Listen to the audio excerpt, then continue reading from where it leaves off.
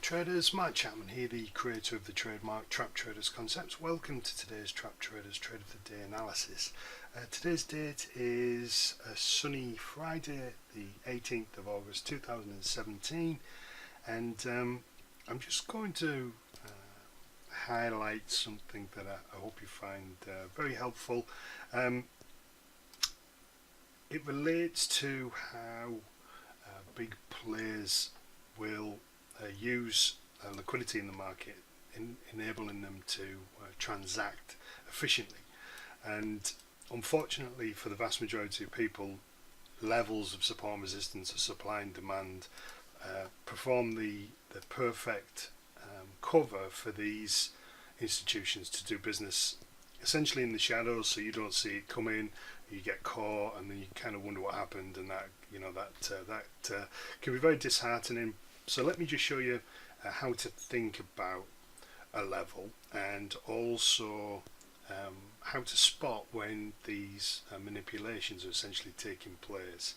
We've got an hourly chart here of the euro dollar, and what you'll notice is we've got this area here that I've highlighted where you have a drop in price, and then you have what's referred to as a basing. So you get this backing and filling, and essentially price can't stay at that level anymore, so it rockets out from that location. You see the big candles, very vertical in nature. It's very indicative of what is described as a demand level, right? So essentially a drop, a basing, and then a strong rally. So when price then eventually comes back into this level, there will be traders massively eyeing up this area as an area to go long, because the idea is that if the supply demand equation was out of whack back in here, then obviously there's an opportunity for them to go long in there. Now, if traders do that, which is a very typical type of behavior, what you'll find is that they'll place the stops in very obvious locations, right,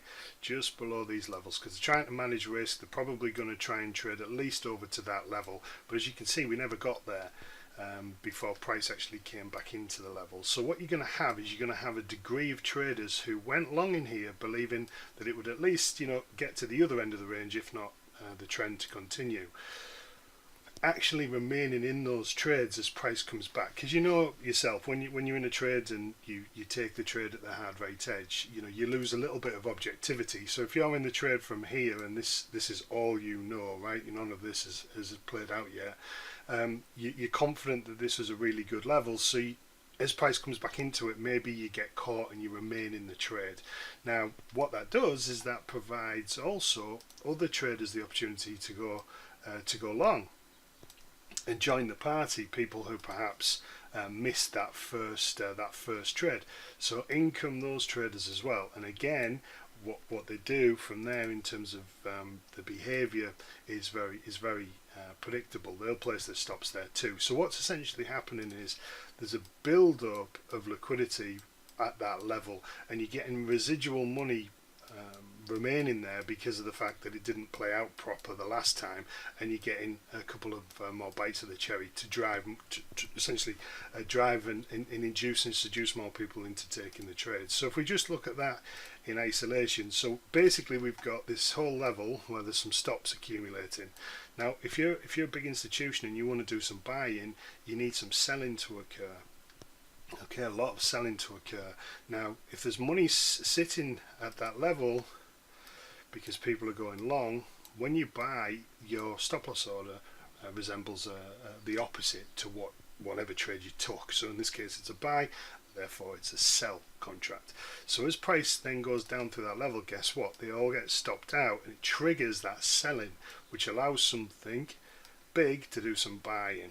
Okay, now then, what's happened since then is the reason it didn't fully take off and at least cover that range stroke make new highs is a phenomenon whereby the work, essentially the amount of orders that need to be fulfilled have not been fulfilled. So what will happen is there's a very common tendency, if it doesn't follow through, but you're very confident in your analysis over here, then watch for some more development of new levels, because there's a very good chance that that's going to be nailed again, and and that would probably be enough to send prices higher. So here's your level of a new level of support. That was actually the stop hunt, but when price comes back into the level, then obviously people go long, believing this is going to follow through.